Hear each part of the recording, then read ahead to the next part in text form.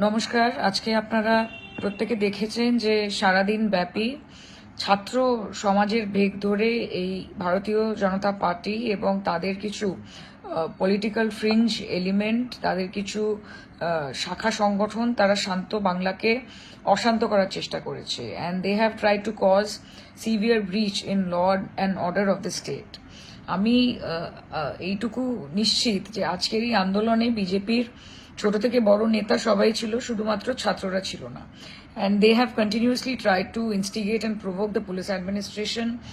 তাদের ওপর পাথর ছুঁড়ে, তাদের ওপর চড়াও হয়ে, কিন্তু পুলিশ অত্যন্ত ঠান্ডা মাথায় আজকের গোটা সিচুয়েশনটাকে হ্যান্ডেল করেছে। আগামীকাল এই বিজেপি তারা they are not satisfied with today, এবং তারা আবার একটা বন্ধ ডেকেছে। দেখুন, যে কোনো আন্দোলনের একটা গরিমা হয়। আজকে মমতা বন্দ্যোপাধ্যায় নিজে আন্দোলন থেকে উঠে এসেছেন। কাজে এতদিন ডাক্তারদের যে আন্দোলন, সেই আন্দোলনের গরিমা, সাধারণ মানুষ রাস্তায় নেমেছেন সেই আন্দোলনের গরিমা, সিভিল সোসাইটির আন্দোলনের গরিমা, আজকের এই বিজেপির গুন্ডা বাহিনী যে তাণ্ডব চালিয়েছে, তারা কিন্তু এই আন্দোলনের গরিমাটাকে পুরোপুরি ধূলিসাৎ করে দিয়েছে। আজকে একটা মুভমেন্ট, সেই মুভমেন্ট থেকে সমগ্র ভারতবর্ষে হয়তো একটা পজিটিভ চেঞ্জ আসতে পারত। আমি হোপফুল যে আগামী দিনে সেই চেঞ্জ আসবেও।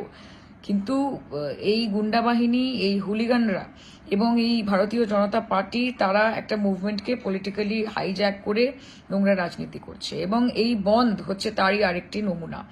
আমি আমার লোকসভা, যাদবপুর লোকসভা কেন্দ্রের সকল মানুষ তথা পশ্চিমবঙ্গের সকল মানুষকে এটা অনুরোধ করব যে আগামী দিন অফিসিয়ালি সবকিছু খোলা থাকবে, স্কুল, কলেজ, বাজার, দোকান, যানবাহন, সবকিছু। আপনারা একটি স্বাভাবিক দিনের মতোই আগামী কালটা কাটাবেন।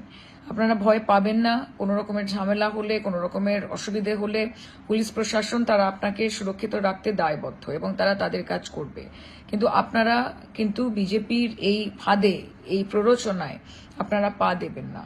এরা বাংলাকে বিকৃতভাবে সমগ্র ভারতবর্ষের কাছে দেখাতে চাইছে।